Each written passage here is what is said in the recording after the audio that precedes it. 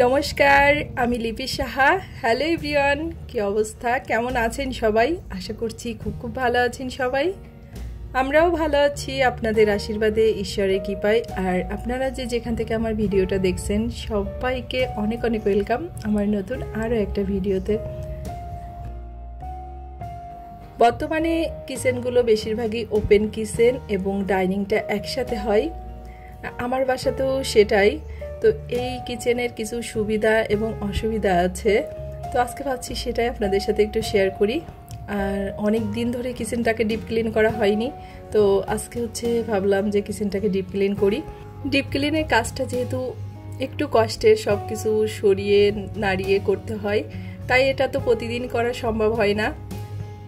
তো সেটা মনে হয় যখন করা দরকার আমি সেটা তখনই করে নিই। সেটা 15 দিনে 2বারও হতে পারে অথবা 3বারও হতে পারে, আবার দেখা যায় 15 দিনে একবার হয় না। তো এটা আর কি কতটা কি মানে ময়লা হচ্ছে তার উপরেই ডিপেন্ড করে। আর এদিকে আমি তেল কাস্টেটা পরিষ্কার করার জন্য যেটা আর কি বানিয়ে নিই বাসাতে, ক্লিনজার আর কি বলতে পারেন। তো এখানে লিকুইড ভিম নিয়েছি আর লেবু নিয়ে নিলাম আর একটু ভিনেগার দিয়ে দিলাম। তো সব কাজ করার আগে ভাবছি এই যে চুলার কাছে যে জানালাটা আছে এটাই কিন্তু অনেক বেশি তেল কাস্টে পড়ে, যেহেতু আমার চিমনি নেই বাসায়। তো সে কারণে এটাকে আর কি এটা দিয়ে আগেই ভিজিয়ে রাখবো, পরে হালকা করে ঘষা দিলে মানে তেল কাস্টাটা উঠে আসবে। তো আমরা সবাই কিন্তু এখন ওপেন কিচেন ডাইনিংটা অনেক পছন্দ করি। আর এটা বলতে পারেন এখন একটা ট্রেন্ডিং হয়ে গেছে। যারা নতুন ফ্ল্যাট বা বাড়ি করে অধিকাংশ মানুষই যারা শৌখিন আছে সবাই কিন্তু কিচেন এবং ডাইনিংটাকে একসাথে রাখারই চেষ্টা করে। তো আমি ভাড়া বাসাতে থাকি, তো দুর্ভাগ্য বা সৌভাগ্যবশত বলেন যে আমার কিচেন এবং ডাইনিংটা একসাথে। তবে আসলে ভাড়া বাসার ক্ষেত্রে যেহেতু রুমগুলো একটু ছোট ছোট হয়, তো কিচেন এবং ডাইনিংটা যদি একসাথে হয় তাহলে আমার মনে হয় যে কিচেনের জায়গাটা একটু ছোট হয়ে যায়। মানে যেহেতু আমরা বাঙালি, আমাদের প্রতিদিনই নানা রকম কাটাকুটি বাছা মানে এগুলো ঝামেলাটা তো একটু বেশি থাকে। তো রান্নাঘরটা সেক্ষেত্রে যদি একটু বড় হয় তো সেখানে আর কি আমাদের সুবিধা হয়।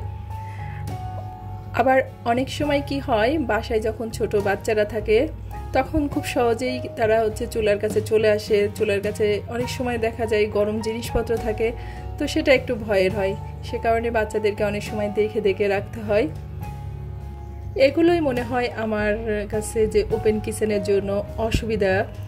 তবে কিচেন এবং ডাইনিংটা একসাথে থাকলে আমাদের হাউসওয়াইফদেরও আরেকটা সুবিধা হয়, সেটা কিচেন এবং ডাইনিংটা একসাথে থাকলে খাবার দেয়া বা খাবার সার্ভ করা খুবই সহজ হয়ে যায়। সামনাসামনি সব কিছু থাকে এবং মানে সেই জায়গা থেকে জিনিসপত্রগুলো নেওয়া, তো এগুলো আমার কাছে মনে হয় ভালো একটা অ্যাডভান্টেজ আছে। তবে আর যেটা হোক, বর্তমানে আমরা কিন্তু অনেক শৌখিন আর আমরা সবসময় ট্রেন্ডে থাকি বা ট্রেন্ডে চলতে পছন্দ করি, তাই ট্রেন্ডিং যেটা চলে আমরা সেটাই করি। তো এই যে দেখেন আমার কিচেনটা কতটা পরিষ্কার করে নিয়েছি, একদম তেল কাস্টে ভাবটা চলে গেছে আর সুন্দর পরিষ্কার হয়ে গেছে। আর এই পরিষ্কার কিচেনে রান্না করতে তো ভীষণই ভালো লাগে। তো কিচেনটা যে পরিষ্কার করব গতকাল রাত্রেই প্ল্যান করে রেখেছিলাম যে সকালে নাস্তা বানানোর আগে কিচেনটাকে পরিষ্কার করে তারপর রান্নাঘরের কাজটা করব। তো সেটাই করেছি।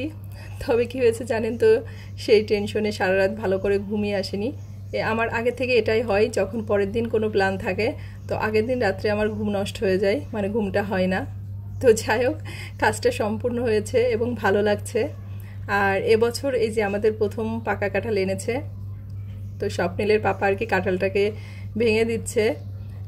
আর কাঁঠালটা দেখতে অতটা ভালো না হলেও খেতে কিন্তু অনেক সুস্বাদু হয়েছিল।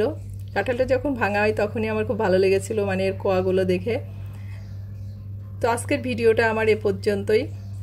ভিডিওটার যদি কোথাও এতটুকু ভালো লেগে থাকে অবশ্যই একটা লাইক দিবেন, একটা কমেন্ট করবেন। ভালো থাকবেন সবাই, সুস্থ থাকবেন আর অবশ্যই সাবধানে থাকবেন। আপনাদের সাথে দেখা হচ্ছে নেক্সট ভিডিওতে। ভালো থাকবেন সবাই।